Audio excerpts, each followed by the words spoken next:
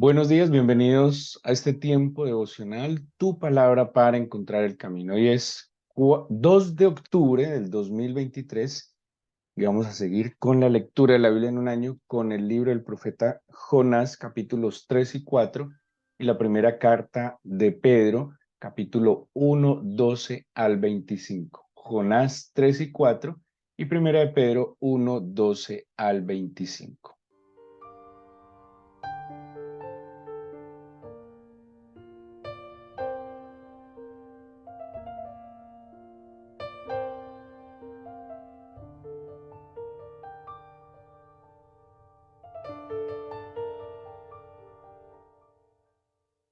Bueno, estamos empezando un nuevo mes, una nueva oportunidad, una nueva semana, una nueva oportunidad de seguir viendo el favor y la misericordia del Señor, como seguramente lo hemos hecho hasta este punto de nuestra vida y de este año. Llegando también al 10º mes de este año, en el cual hemos querido caminar de la mano de nuestro amado Señor Jesucristo. Por eso hemos tratado de hacer este espacio devocional y en nuestra guía devocional, pues encontrar, hallar en la Escritura los pasos, las características de nuestro Señor Jesucristo, como aquel verbo encarnado, aquella evidencia del Padre que estuvo en medio de nosotros para que podamos conducirnos con sabiduría, con sensatez, en el temor santo del Señor y poder alcanzar esos propósitos que Él tiene para nosotros. En este nuevo mes, según la guía devocional que hemos diseñado, vamos a estar hablando de Jesucristo, nuestra palabra viva. Jesucristo, como dijo Juan el apóstol, el verbo hecho carne, ¿sí? Asumiendo que el Señor Jesús de alguna manera está encarnando todo lo que es la palabra viva y eficaz del Señor. Pero antes de entrar a las lecturas, quisiera que ubicáramos un poco en la escritura por qué Jesucristo es la palabra viva, cuál es la importancia.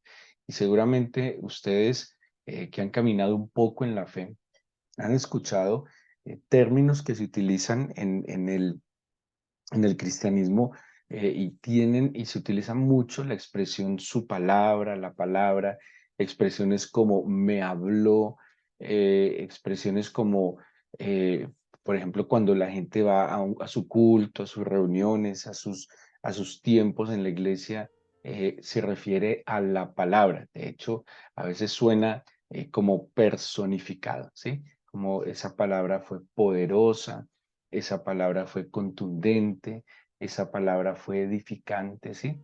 Y es que la palabra es la parte esencial de nosotros en este caminar de fe. Al pueblo de Israel se le conoció en la antigüedad y pues a través del tiempo como el pueblo del libro. Y una característica del pueblo de Israel es que se fundamentó mucho en las leyes, en las instrucciones que recibió Moisés en el Sinaí y que de alguna manera fue un pueblo a través del tiempo instruido, pero fue instruido a través del libro, no simplemente de un libro, sino que se refería al libro sagrado como el eje central de la vida del pueblo de Israel. Y así tiene que ser el cristianismo. El cristianismo tiene que ser también un modo de vida docto, instruido, un modo de vida que se fundamente de la misma manera en la palabra. La palabra en el Antiguo Testamento viene de 3 términos, principalmente el término davar, emer y milá, siendo el término davar el más común. De hecho, el libro de Deuteronomio en hebreo, el término, para nosotros el nombre Deuteronomio proviene de una versión griega de la Biblia, de una palabra griega, deuteronomios, que quiere decir algo así como de segunda ley, ¿sí? Nomos ley, deutero segundo, pero en el hebreo, en el texto hebreo, perdón, el nombre del libro de Deuteronomio se llama Devarim, algo así como el plural de Devar, que es palabra. ¿Y por qué Deuteronomio originalmente se llama Devarim?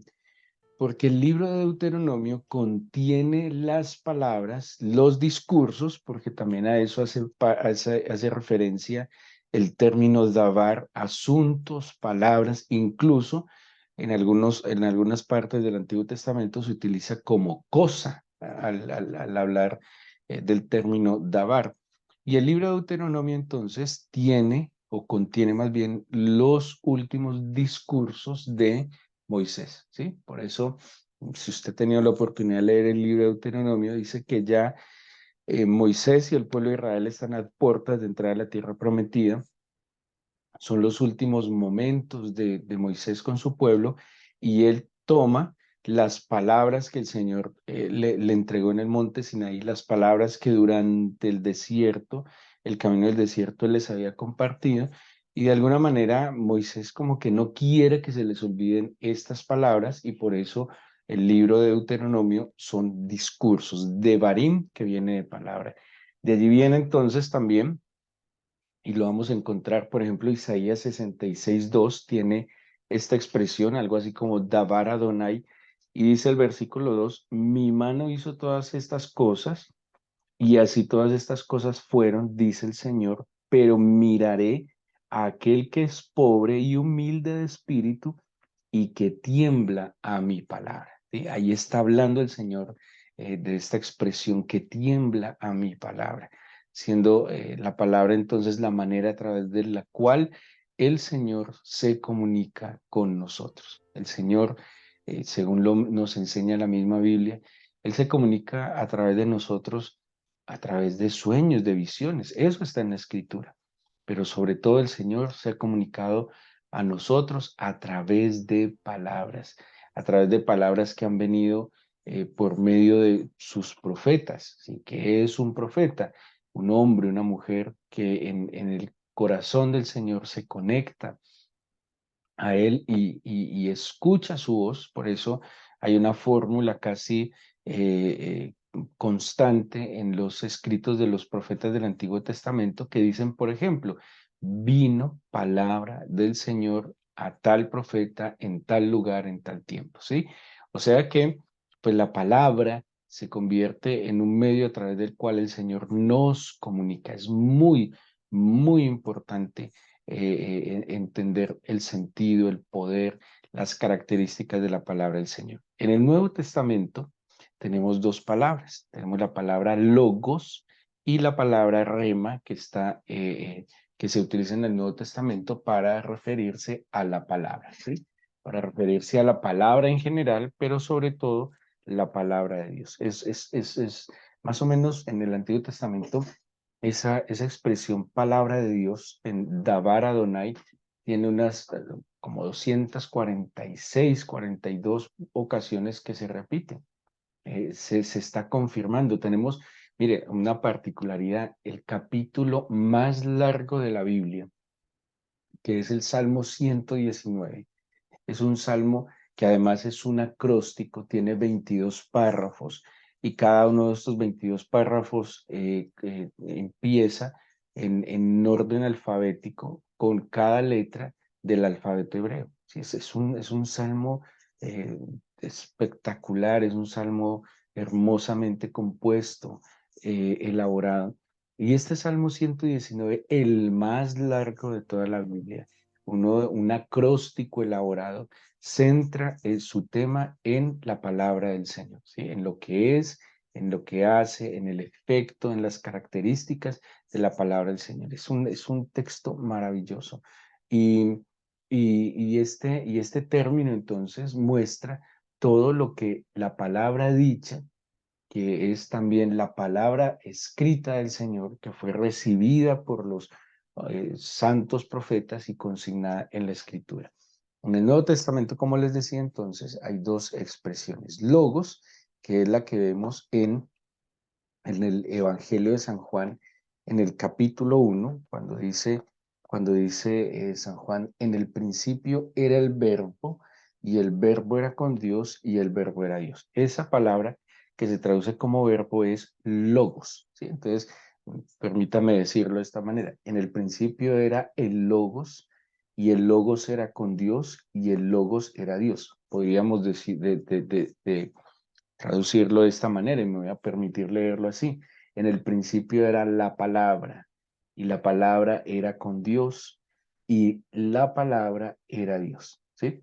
Eh, mm, Juan también se va a referir con esta misma expresión en su primera carta, que además dice una expresión muy conmovedora, cuando dice respecto al verbo de vida. En el versículo 1 dice, lo que era desde el principio, lo que hemos oído, lo que hemos visto con nuestros ojos, lo que hemos contemplado y palparon nuestras manos, tocante, ojo, a la palabra de vida, ¿sí? Porque aquí vuelve a utilizar el término logos tocante a la palabra de vida. Es espectacular, porque Jesucristo mismo entonces es esta palabra viva. Jesucristo es esta palabra encarnada. Jesucristo, imagínense que una de las definiciones de palabra a la luz de eh, este concepto de logos, dice algo así como que es una expresión del pensamiento, ¿sí? Pónganle mucho cuidado. O sea que la palabra es la expresión del pensamiento. Por eso la misma Biblia nos enseña que todo lo que el hombre tiene en su corazón, eso habla. Tal cual es el hombre en su mente, tal es él. Todo lo que hay en la mente, en el corazón, se expresa a través de la palabra. Cuando Juan dice entonces que en el principio era la palabra estaba con el Señor, la palabra era el Señor. Y cuando habla de la encarnación de aquel logos, de aquel verbo, de aquella palabra, nos está diciendo que Jesucristo es la expresión plena del pensamiento del Padre Eterno. Algo así que Jesucristo hace tangible y evidente para nosotros todo lo que es el Padre. Por eso el mismo Señor Jesucristo decía que tal cual es el Padre, tal es el Hijo. También decía de que cuando Tomás, por ejemplo, dice, muéstranos al Padre, el Señor Jesús le dice, tanto tiempo he estado entre vosotros y no me habéis visto, porque la manera de ver lo que era invisible para el hombre del Padre se hace plena y claramente visible a través del Hijo. Mirar a Jesús es ver la encarnación, la expresión plena del pensamiento del Padre. Es espectacular, ¿sí? Y por eso Jesucristo es ese verbo hecho carne, es la expresión misma del pensamiento del Eterno manifestada en carne y hueso. Pero la otra palabra que les mencionaba sobre en el Nuevo Testamento,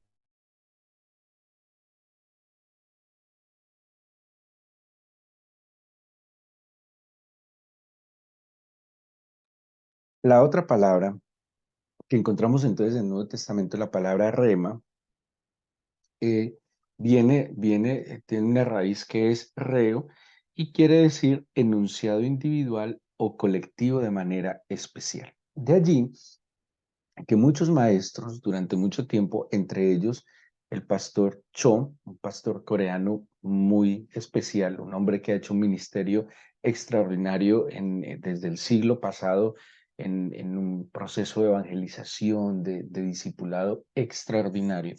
El pastor Cho, en uno de sus libros, diría un bestseller de la literatura cristiana, La Cuarta Dimensión, menciona la diferencia o la implicación de estas dos expresiones, logos y rema, ¿sí? Entonces, logos como la palabra dicha, encarnada, la palabra que expresa el pensamiento del Señor, pero esa palabra, expresión rema, partiendo de este significado reo, que es un enunciado individual o colectivo de manera especial y particular, algo así como una palabra, esto ya me voy a tomar la definición que da el pastor Cho, una palabra específica. ¿En qué sentido? Una palabra dada para una persona o un grupo de personas específica para un tiempo específico bajo unas circunstancias específicas.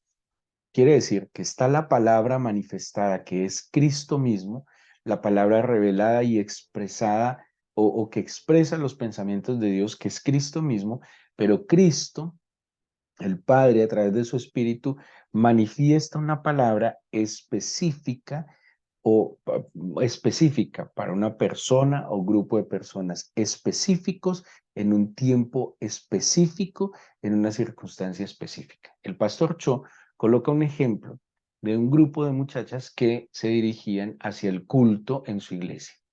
Las muchachas cuando iban hacia el culto de su iglesia había habido una creciente de un río y debían pasarlo, pero el puente había caído. Ellas entonces, ojo, iban al culto de su iglesia. Estas mujeres entonces se acordaron de la palabra del Señor cuando el Señor le dijo a Pedro, en medio de aquella tormenta, que caminara hacia él, ¿sí? Esa palabra que el Señor Jesucristo enuncia hacia Pedro es de manera individual, específica, en un momento específico, en una circunstancia específica. Y cuando Pedro se dirige hacia el Señor, entonces Pedro caminó sobre las aguas. Cuando miró hacia abajo, pues trató de hundirse, pero el Señor había dado una palabra específica. Un ejemplo de palabra específica, cuando el Señor en Lucas, por ejemplo, le dice, o en Mateo también está, cuando le dice a Pedro, tira las redes a la diestra, a la derecha, en tu palabra. ¿Sí? Es cuando esa palabra dicha es específica y puntual para un momento, una persona, una circunstancia. ¿Qué pasó con estas muchachas, con estas mujeres?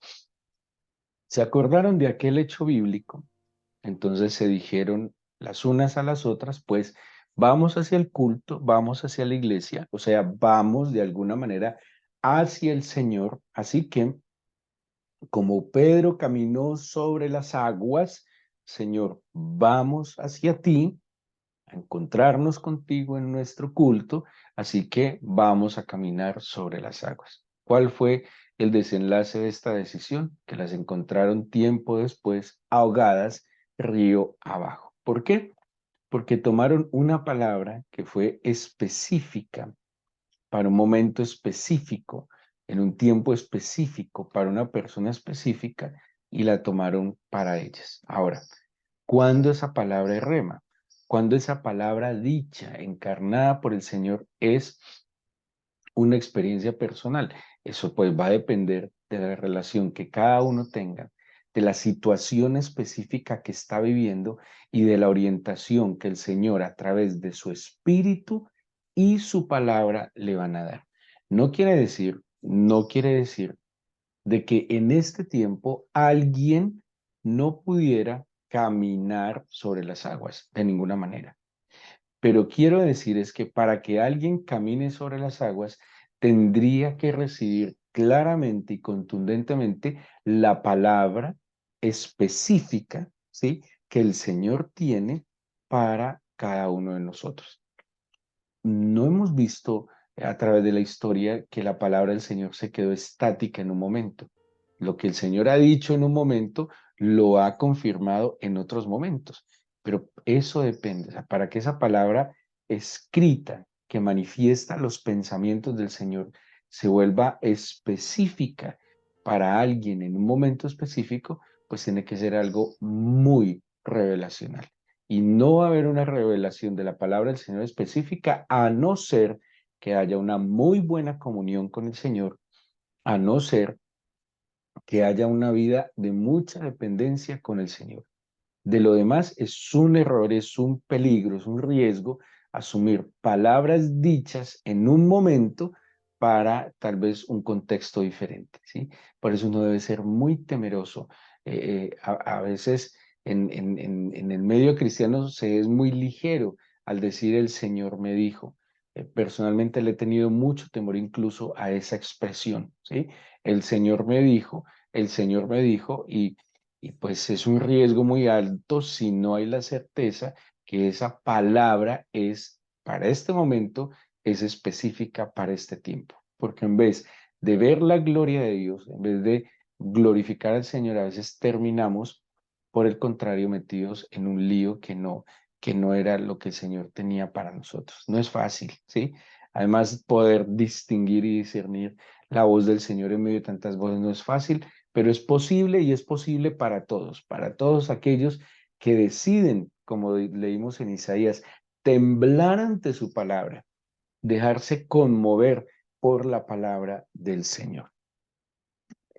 Para terminar, este tiempo es muy corto, quisiera hacer referencia a algunas expresiones que utiliza la Biblia acerca de la palabra del Señor, ¿sí? Acerca de las expresiones de los pensamientos del Señor. Jeremías 23-29 nos dice lo siguiente. Dice, no es mi palabra como fuego, dice el Señor, y como martillo que quebranta la piedra. Eh, en la Biblia vamos a encontrar como una especie de sinónimos de la palabra del Señor. Y en estos sinónimos de la palabra del Señor, vamos a encontrar también los efectos de la palabra del Señor, ¿sí? Entonces, cuando dice como fuego, es que la palabra del Señor tiene el poder de consumir. ¿Y qué consume la palabra del Señor? Bueno, el fuego tiene muchos sentidos. El fuego consume, bueno, no muchos sentidos, pero tiene varios sentidos. El fuego consume, pero de alguna manera el fuego purifica. ¿Qué purifica el fuego? El fuego purifica materiales preciosos o útiles como el oro, ¿sí? O sea que algo que es pasado por el fuego es algo que se refina, que se purifica. La palabra del Señor, nosotros somos un tesoro para el Señor. Valemos la sangre de su amado Hijo Jesucristo.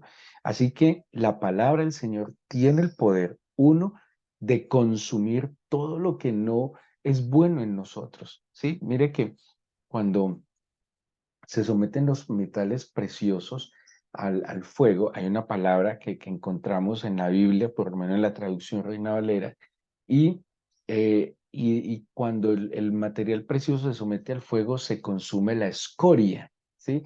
Y la escoria es una expresión como cosas que contaminan aquello que debería estar puro. Imagínense cuánta escoria se nos va pegando a nosotros en el corazón, cuánta escoria se nos va pegando en la mente, en nuestra vida. Así que la palabra del Señor como fuego consume eso que contamina, ¿sí? Pero también la palabra del Señor como fuego enardece el corazón, genera pasión por el Señor. El mismo versículo de Jeremías dice que la palabra del Señor también es como martillo, ¿sí? Aquí estamos, encontramos unos símiles que nos da la Biblia sobre lo que es la palabra del Señor. ¿Qué hace el martillo? Pues el martillo parte, el martillo rompe, el martillo, hay algo que Isaías habla sobre el sembrar, cuando el Señor instruye al campesino para sembrar, y dice que primero hay que romper los terrones, bueno, enseña un proceso para que la semilla penetre en la tierra y para que pueda germinar, y lo primero que enseña es que se deben romper los terrones. De alguna manera, el efecto de la palabra del Señor para que podamos recibir la palabra como una buena semilla implica partir. Partir a veces esa coraza del corazón, esa resistencia que nosotros mismos vamos levantando para que la palabra del Señor no penetre. Pero cuando escuchamos su palabra, empieza a quebrantar estructuras, a quebrantar argumentos, a quebrantar ideas, que, no sé, esquemas mentales, paradigmas, ideas hasta sociales que hemos construido, ideas equivocadas y erróneas de lo que es la verdad del Señor. Pero también nos dice, y este es un pasaje muy famoso, el libro de los Hebreos, en el capítulo 4 y en el versículo 12, nos dice que la palabra del Señor, se lo va a leer, dice Hebreos 4:12, la palabra de Dios es viva y eficaz. O sea, no es una palabra muerta. ¿Por qué? Porque es encarnada en Cristo Jesús. La palabra de Dios es viva y eficaz y más cortante que toda espada de dos filos y penetra hasta partir el alma y el espíritu, las coyunturas y los tuétanos y discierne los pensamientos y las intenciones del corazón. La palabra del Señor entonces es como espada de doble filo. ¿Cuál es el efecto de la espada de doble filo? Pues que penetra, ¿sí? La espada de doble filo era una espada romana que tenía, eh, a ver, con esta espada cuando se bandía se podía atacar a la derecha, a la izquierda y de frente. Era una espada que tenía filo en la punta, tenía filo en la parte derecha, tenía filo en la parte izquierda, o sea que en cualquier movimiento la espada romana tenía el poder de penetrar. Asimismo, la palabra del Señor, a diestra, a siniestra, de frente. La palabra del Señor tiene el poder entonces de penetrar. ¿Y qué más dice Hebreos? De partir el espíritu, el alma, de discernir nuestros pensamientos y las intenciones del corazón. El Salmo 119 que se los mencioné, que es el Salmo central, son 176 versículos, el capítulo más largo de la Biblia, dividido en 22 secciones que cada una de ellos hace o empiezan con una de las letras en orden del alfabeto hebreo. Este Salmo 119 nos va a decir de todo de la palabra del Señor, pero dos cosas que quiero resaltar.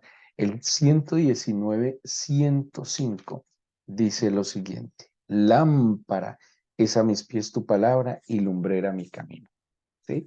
O sea que la palabra del Señor tiene el poder de iluminar cada uno de mis pasos. Una de las situaciones más críticas del ser humano es que no sabe qué camino tomar, no sabe qué decisión tomar, no sabe si toma a la derecha, si toma a la izquierda, si sube, si baja. La palabra del Señor tiene el poder de iluminar el camino por donde nos es conveniente caminar. Pero dice también el Salmo 119, 103: cuán dulces son a mi paladar tus palabras, más que la miel a mi boca. La palabra del Señor es como miel. ¿Y cuál es el efecto de la miel? Endulza. Qué bueno una vida dulce. Porque ¿qué es lo contrario a una vida dulce? Una vida amarga, ¿sí? Y dice que la palabra del Señor endulza, pero la miel también tiene un efecto muy positivo, y es que la miel alivia, ¿sí? La miel tiene un efecto sanador, pero la miel también tiene un efecto de fortalecer porque es un alimento que genera energía en el cuerpo. Como fuego consume, enardece, como martillo parte, como espada penetra, como lámpara ilumina y como miel endulza, alivia y fortalece. Les dejo una tareita. Salmo 19. En el Salmo 19 el tiempo ya no nos da más. En el Salmo 19 encontrará unas características de la palabra del Señor, pero también un efecto que tiene la palabra del Señor. Ojalá pueda completar su tiempo devocional o más tarde lea el Salmo 19, lo que es la palabra del Señor, pero también lo que hace la palabra del Señor. Y démosle gracias al Señor entregándole esta nueva semana y este nuevo mes.